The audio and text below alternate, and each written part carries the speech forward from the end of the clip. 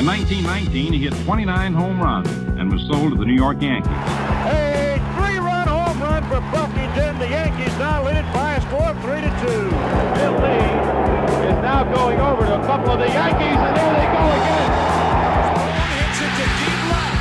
That might send the Yankees to the World Series. Varitek and A-Rod going at it. Roberts is going. Posada's throw. Roberts safe. And what can I say? Just tip my hat and call the Yankees my daddies. Welcome back to Fanbase, the deep dive into the greatest rivalry in sports. I'm John Senecal, along with my partner Brian Shackman, and it's been a little while since we've talked. Brian, what have you been up to? Me? I got my tickets to go to Fenway. That's good. That's great, actually, because we're going to be fans in the stands. Yeah. But they didn't. I don't know about the Red Sox. I always go to opening day with my wife. We've done it for the last 15 years, and the buying opportunity was without opening days. We still don't know so exactly. So you're not going to opening day? No, but I got tickets to go. I think I'm going to the Miami Marlins game, and I had some problems logging in. I got pretty good seats. They have sort of dynamic pricing, so the tickets actually weren't that expensive. And it's going to be weird, though, because right now it's slated to be 12% capacity. So if you take it at 40,000, I mean, we're talking between 4,000 and 5,000 people, right? And we're going to have certain distances. So I don't know what it's going to look like.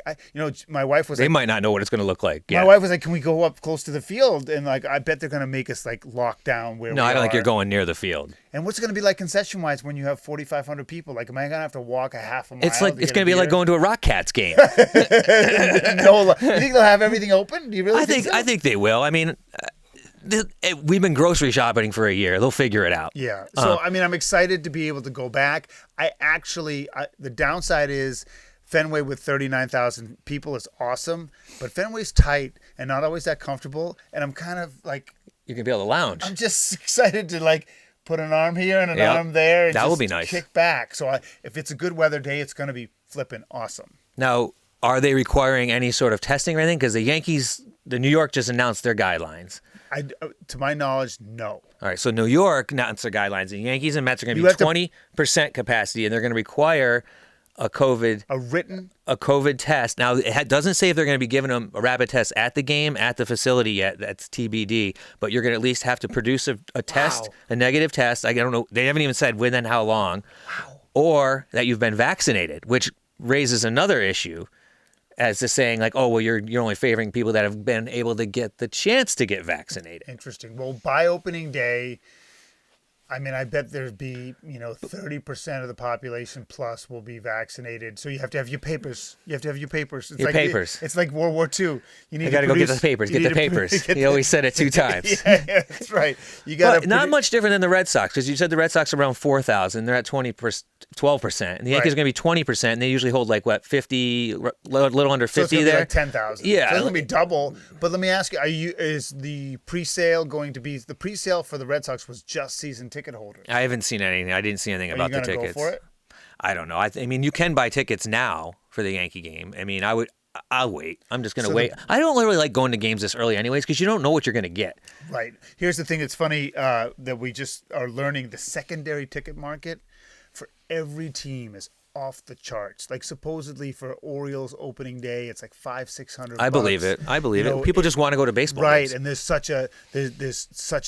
demand, and supply is so tight that people are going to be tempted to move those tickets. Now, even if I could sell them for a couple $100, I think I'm still going to go. But if you really want to see how much people want to get back to the ballpark, go to StubHub or whatever and take a look. $500 to take a selfie in the second deck.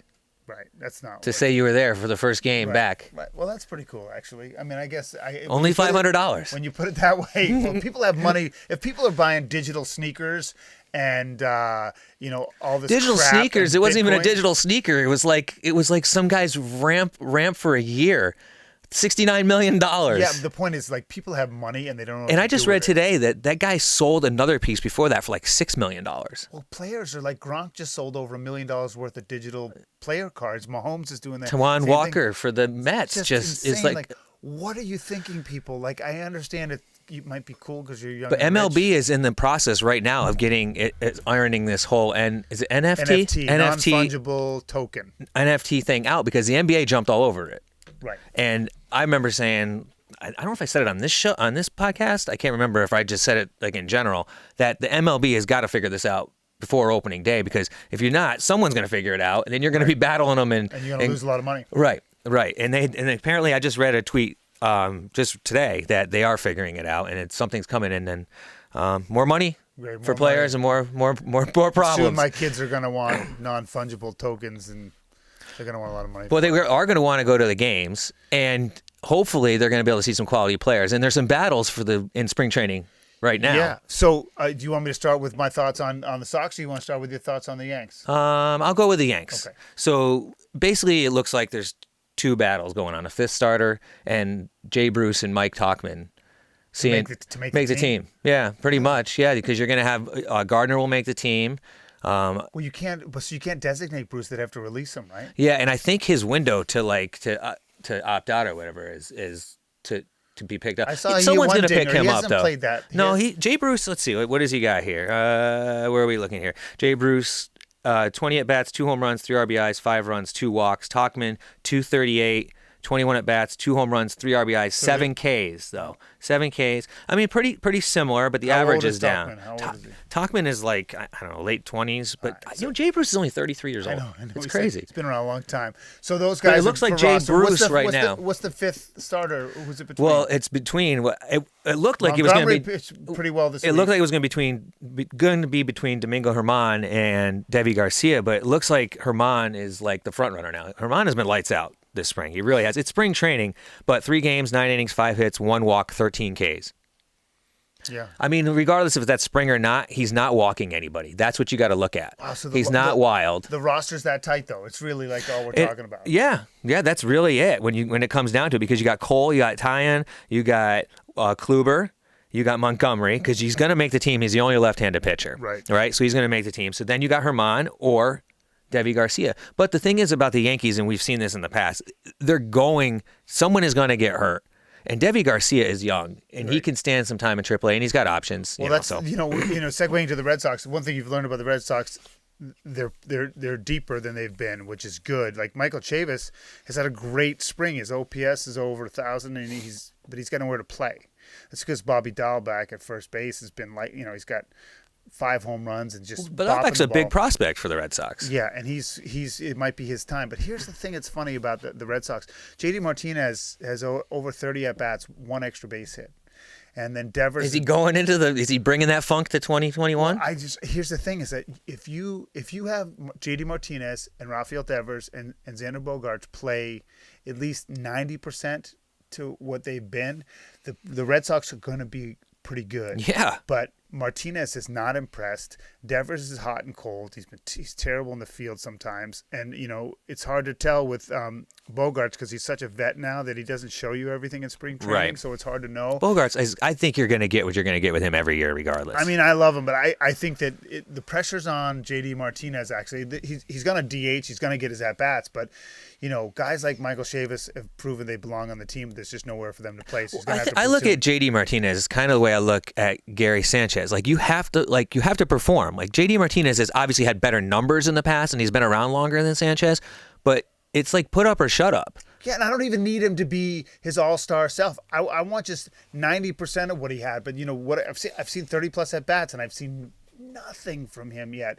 And I don't know if he's still getting into the groove, maybe the iPads in the dugout. I don't know. But there's no more excuses, though. He's going to get a full season, right, barring any craziness, injury, or crazy COVID outbreak again. They're going to play a full season, so he should be back to the old JD. So you would hope so, but I haven't seen it yet. So the thing that I'm interested to see, Bobby Dahlbeck start at first base, and that's going to be very interesting. And Eduardo Rodriguez has already been named the opening day starter. It's a really good comeback story. The pitching's, Evaldi's hit 100 a couple times. How was the rest of the rotation look? It's very average. Right. Like guys need to be at their best. So I think basically what they're saying is that could be said for the Yankees though, because after Cole, guys just need to be at their best because there's no guarantees there either. Right. But it's different with the Red Sox because the expectations are different. If the Red Sox are within 5 of the wild card at the deadline, I think they'll go get a top 3 star. I would hope so. So I would really hope so. And the hope is you get a guy who's got. They can trade Jeter Downs.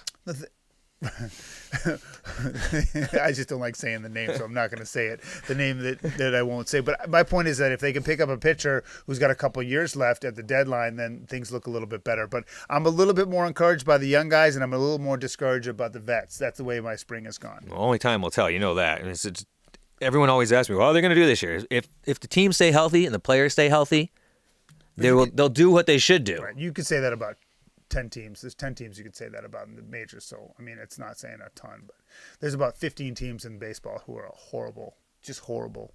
And so my thing is, if you're a good manager, win the games you should win, and you'll be in contention. So the Red Sox, the AL East isn't bad, but I mean, there's just a lot of bad teams out there. And so if you can beat those guys, you can do okay. One of those bad teams is the Detroit Tigers. They're terrible. Yeah, and A.J. Hinch is their manager. Yeah, that smug AJ Hinch. Yeah, well, Miguel Cabrera's new best friend. Yeah, well, he's got to support him. I think I don't want to get too much into that, but I think Cabrera said that for a couple of reasons. Like, guys don't care if the guy's a good manager, but I think he said that to make sure that it's going to be a tough season. He's the vice president. But you got to save the locker room. Yeah, and that's exactly why he said it. If he says that, then the locker room won't cave on a guy like Hinch. So who's going to question Miguel Cabrera? It was a classy veteran move to do, even if you hate Hinch. Well, there's other moves being made in the minor leagues. Rule changes. So tick off like 3 of the ones you want to talk about, and then we'll go through them one. So the first one is really interesting because in AAA they're going to make the bases larger. Now people would say it's going from 15-inch squares to 18-inch squares, and people would say that's crazy. But if anyone has ever watched a slow-mo replay of someone stealing a base, especially second base, which happens more often than first, obviously. Right. I mean third. It does come down to the corner, yeah. And it comes down to that 3 inches. So the hope is in AAA that it will increase the attempts and increase the volume of stolen bases. 2 questions. One is, do you think it actually will, and will managers actually manage to that? Like, will managers get more aggressive based on that, just for S&Gs? I would say yes, because the game has incredibly become a game of less than inches. Right. It really has. The players are so dang fast, they slide over the bases as it is. But there's no Moneyball metrics on what the impact will be. So that to me, that's what's fascinating, because you can't go back to some history about the odds or how much it increases the percentage you could make it. Like, I like it because it's an unknown. Does that mean Luke Voigt is going to be stealing bases? No, but does that mean that Tyler Wade could get 10 more stolen bases in a year? Right, absolutely. And I like cause not that he plays enough to do that, but it doesn't fundamentally change the game, which I'm okay with, because I don't like huge fundamental changes. Right. Are there any out there in the minors that they're testing that are more sort of like transformative? So in AA, yes, there are some big changes. They are going to actually require no defensive shifting.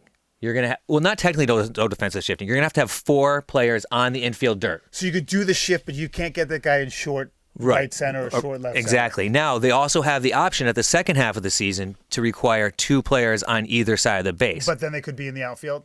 No, same still thing. On the dirt. Same on the dirt. Okay, so that the last one you just said, if they have to have 2 on each side, that changes fundamentally the game, because it takes the Moneyball stuff out. Absolutely. But at the same time, it opens up a bunt even more down the base side. Yeah.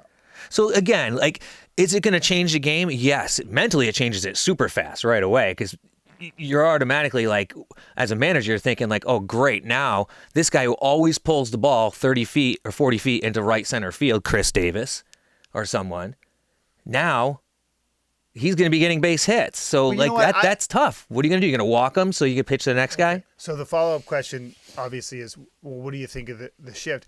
I hate, it's funny. Moneyball was such a transformative book when I read it, and then they've changed. The metrics have gone into a place that I don't think Billy Beane ever would have imagined. But they call it first base, second base, shortstop, third base for a reason, right? There are geographical elements to that in the traditional game of baseball. I know games evolve, but I'm telling you, the shift has hurt the game. I think so too.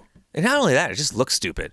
Well, the looks of it doesn't matter. I mean, and I always hated why more people didn't bunt it. I always thought that the market forces would take care of itself, and I don't care if it's Big Papi or whomever, just bunt it, and then eventually they have to play you honest. But it was just the way the game got played, though.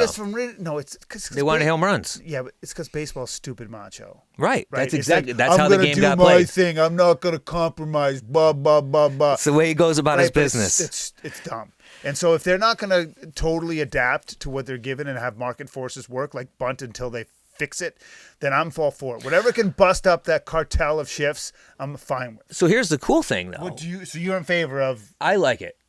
And the cool thing is we'll be able to witness it if we go to a Yard Goats game. Right.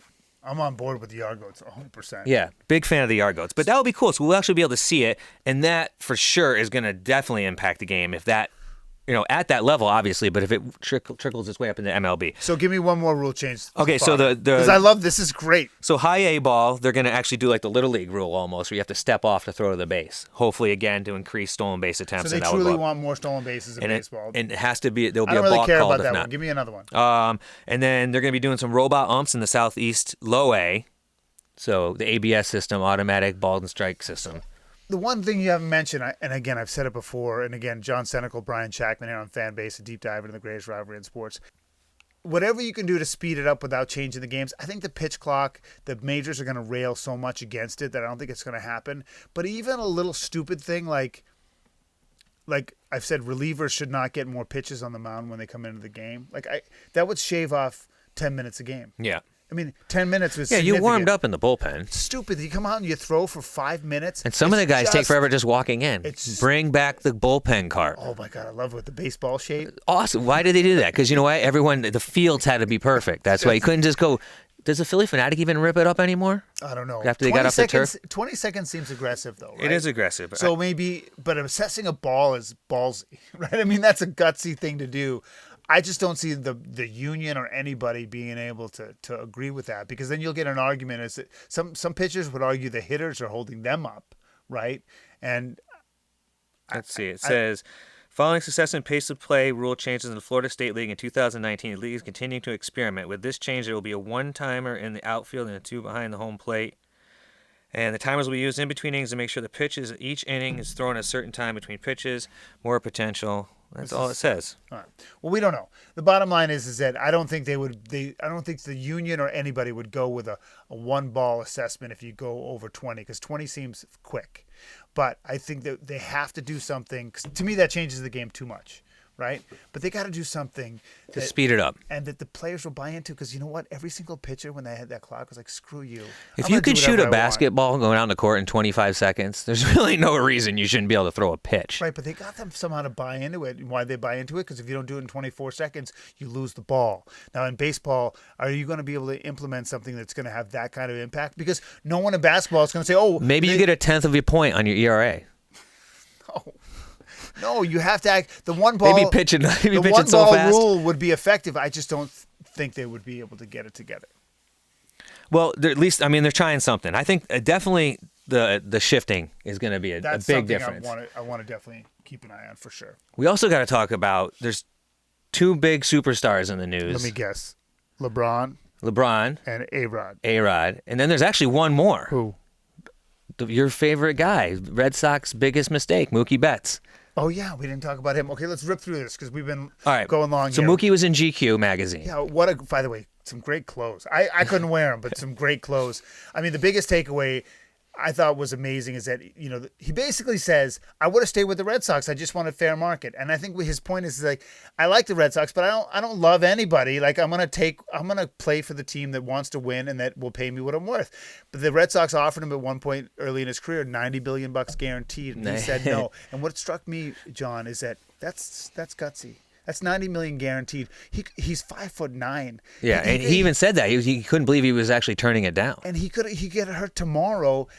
Like, guys that bet on themselves and then it cashes in, to me blows me away. Yeah, I mean, because I don't know if I would have had the risk appetite to do something like that. The other thing that I was struck was how he was able to go into that Dodgers clubhouse and totally assert a winning attitude. Tell that quick anecdote. That's pretty cool. Well, that he came in there and he basically told him, this is the reason why we beat you. Yeah, I don't think he phrased it that way, but I mean, yeah, that's basically he said that what to his wife or whatever, but... Yeah, he went in the locker room and said, if you guys want to win, you can't practice. Now, do you think they would have listened if it was like another team, not from the Red Sox? It didn't come in there and beat him? Well, I think it was... If Carlos Correa walked in there and was like... I think people recognize Mookie as like one of the best athletes in baseball. And the fact is, his team had just beaten them. Yeah, I mean, that's what I'm saying. That's fact. Yeah, that's what I'm saying. Like, would someone else command that kind? I mean, it's Mookie, right? But would you command that kind? If you just whooped him, they just beat him. There are right? others who could, but very few could go in and do that and have it work. And it worked, and they responded because they have some egos in that locker room too. And so I thought that was, and I think also like a Dave Roberts who has a Red Sox piece of history in his DNA. I think that his support was big too. But yeah, I mean, it was a gutsy move. I thought it was, and I was also amazed that he admitted that baseball is a boring sport. Yeah, well, I mean, everybody that plays baseball, like either you like got to be super into it and really love it, or it's like you just drift away. It's tough. It's tough for, I coach Little League and I coach youth sports, and it's not easy keeping kids interested. And it's usually, the 4 or 5 kids that are really into it that are interested, right? And that's not an easy thing to change. And if you're not, the problem is, baseball is a long sport. It's a boring sport to watch if not a lot of action. But I like, it's a very millennial point. But he basically said, I let myself get distracted in the right spots because it helps me focus more when I need to be focused on baseball. So it's basically like functional ADD for a superstar. I just thought it was wild. Okay, what about A-Rod? Well, there's no more A-Rod and J-Lo. Well, no. I mean, I think they're trying to reconcile. They're really?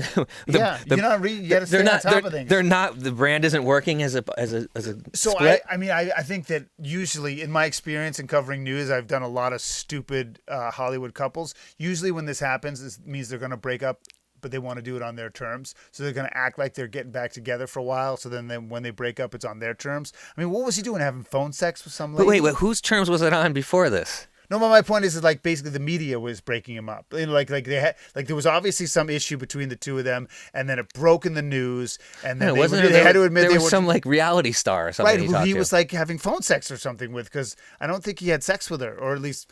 I mean, I don't know, but I mean, the reports are that there was he does some real dumb stuff. You know that? Yeah, seriously, he's got a home run. And he's like, I'm going to give that home run, and I'm going to take for some phone sex with I'm going to take an 0-2 count. I'm going to take an 0-2 count. I mean, A-Rod again, like guys like that, Tiger Woods, they get restless no matter what the situation. But why? Now I'm a little upset that I bought his stock. Now I feel like he's losing his touch. Well, I don't know. I mean, I like the new A-Rod, but I would never invest in him. I just think that there's too much ego and narcissism. Speaking of investing in egos, one of the biggest egos that people think has the biggest ego on the planet, Mr. LeBron, is part of the Red Sox. So you have to know the backstory. Like he had already bought into early on. I don't know if he spends the money or they just want give him around. They give him a couple of percents for his face and his name. But he had 2% of Liverpool. Yeah. And they say his investment was $7 million. It's now worth over $50. And I think what's going on with Fenway Sports Group, and they're involved with a SPAC and all this other stuff. They want to acquire more professional teams, right? And LeBron wants to own an NBA team, and so LeBron can't own. He's building up for after he gets done playing. That's exactly right. And you know what? If he can help them get another soccer team or another something team, and he can make some money and get the experience of like him just hanging out with John Henry and Tom Werner and seeing what they do, because basically they bought the Red Sox for $700 million. The Red Sox alone are worth over $3 billion. So they've had, a more than four to five-fold, return on their investment. And they still got crappy seats. And they have NASCAR. They have Premier League soccer. So the point is, like, he sees those guys, and nobody saw non-baseball revenue the way Werner and Henry and Larry Lucchino saw it. They set up they diversified. They set up a separate company when nobody else would do that stuff because they didn't have to share the revenue. Right? That's what it was. They're like, we're gonna do this stuff. We'll share the baseball revenue even though our stuff sells like crazy, and we'll go do these things and now everyone's doing it. But they were the first team to really go into that avenue. And so LeBron wants to learn, and he's making money. I mean, just turn $7 million into $50. For him, he's made hundreds of millions of dollars. It's still something. And you know what? If the Fenway Sports Group of the Red Sox ever sell, he's going to make a lot of money. The hard thing for me is that there's pictures all over the internet of him with this crap on. Yeah, but now he'll just wear a Red Sox hat and he makes $1 million for him. Do you like LeBron? Do you like LeBron? I don't really have any difference about LeBron. I mean, I think he's probably number one or two best basketball players ever, but he don't bother me. I'm totally indifferent about LeBron. I mean, he's freaking good, dude. I mean, there's really he's smart. He stays out of trouble. Like you never hear his name dragged through the mud. Yeah, he's even cleaner than Jordan. Yeah, really. So what? what I don't understand is why is there a reason to not like the guy? Yeah, I don't have a problem. You know what I mean, I don't even have a problem with the switch teams. The Take My Talents to South Beach was a little stupid, but I think. Yeah, I mean, everybody that's someone like that has an ego, right? And sometimes they take it a little too far. You don't need a whole show based on where you're going. You know what I mean? I don't even have to like him as a basketball player, which I don't. I mean, I'm anti-Laker, as a Celtics fan, but I respect what he's trying to do with his business. I respect what he's trying to do with his social activism. So, I mean, I could care less who owns the team as long as they don't raise prices too much and they put a good team forward. So, I think it's pretty cool if they can go out and do something with it. I have no problem with any of that. Well, I wouldn't be shocked if you don't see a lot of more athletes doing this stuff too, because it's beneficial to both the team and the athlete. Yeah, it depends on how he's a transcendent athlete. He is Jordan was able to become an owner because he had such name recognition. He was able to build a basketball sneaker brand into a multi-billion-dollar Right, business. you just say LeBron. You don't need to say LeBron James. So he's one of those. I mean, I don't think Steph Curry can get into these businesses, but I still don't think he's like LeBron in that sense. No, definitely not. Definitely not. All right, listen, that was good. Yeah, it was fun. This fan base, listen, wherever you are listening now, please listen. Please share. You can go to Spotify, Apple. Where else can they? iHeartRadio. And of course, you can see our lovely mugs on YouTube whenever you want. But we love the fact that you're still listening, and we want you to share it because it's just like we're like you. We love to talk about baseball and anything else. He's John Senecal. I'm Brian Shackman. We'll see you next time on Fanbase, a deep dive into the greatest rivalry in sports.